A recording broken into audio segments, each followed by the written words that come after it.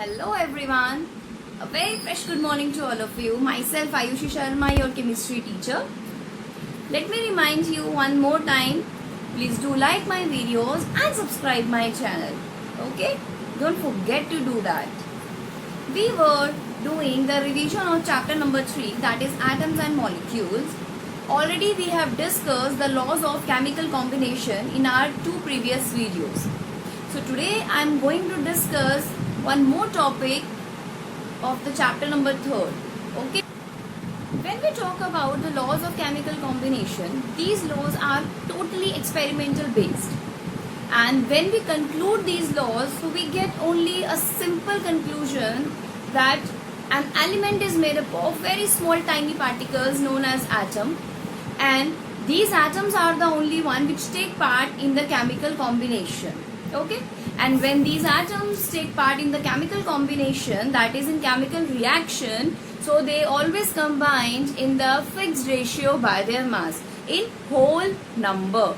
It means the ratio in which these atoms combine together is always a whole number ratio. In order to explain these laws in a better way, Dalton has put forward his theory in 1808. And this theory is known as Dalton's atomic theory. So today we will be learning again about the postulates of this Dalton's atomic theory as well as the limitations, or you can say that the drawbacks of Dalton's atomic theory in detail. Dalton has put forward some of the important points related to his theory, and these important points are known as postulates of Dalton's atomic theory. So today we are going to discuss these postulates in detail. Fine. The very first postulate of the theory, which is known as Dalton's atomic theory, is that whatever the state of matter present around us, whether solid, liquid or gas, all the states of matter is made up of very small particles, and these small particles known as atoms. These atoms cannot be divided further. That's why we are using the term smallest particle. According to Dalton, the atom is the smallest particle which cannot be divided further, or you can say that it is indivisible particle. According to third postulate of Dalton's atomic theory, we cannot create a new atom or we cannot destroy the old atom during a chemical reaction. Or simply we can say that atoms can neither be created nor destroyed. That's why the mass of the atom is also conserved as per our first law of chemical combination. Okay? In simple language, we can say that whenever a chemical reaction takes place, so no new atom is formed and the old one cannot be destroyed even during a chemical reaction. The fourth postulate of Dalton's atomic theory is that, as we know that, there are so many elements present over there. So, as per different types of elements we are having, the different kinds of atoms are present all around. The next postulate of Dalton's atomic theory is that atoms of the same element are always identical in all the manners. They are same in all respect. That means they have similar mass, they have similar size, as well as their chemical properties are also identical.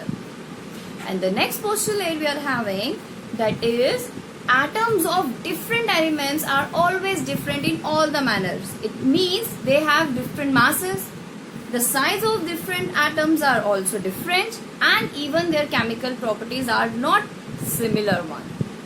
Okay. Next, whenever a chemical combination between two or more than two different elements takes place, always atoms are involved. And these atoms are always combined together, and they combine in the fixed ratio by their mass. And the ratio in which these different atoms are combined together to form compound is always a whole number ratio. This ratio cannot be in fractions or decimals. For example, in case of water, whenever hydrogen and oxygen combine together, they always combined in the fixed ratio, that is 1:8. Okay, so in every compound we get this whole number ratio, and this ratio is fixed. Or we can say that the type and the number of atoms which are involved in forming a particular compound are always fixed. The composition of compound is always fixed. It cannot be changed. This is all about the postulates of Dalton's atomic theory. Now, let's discuss the limitation, or we can say that the drawbacks of Dalton's atomic theory.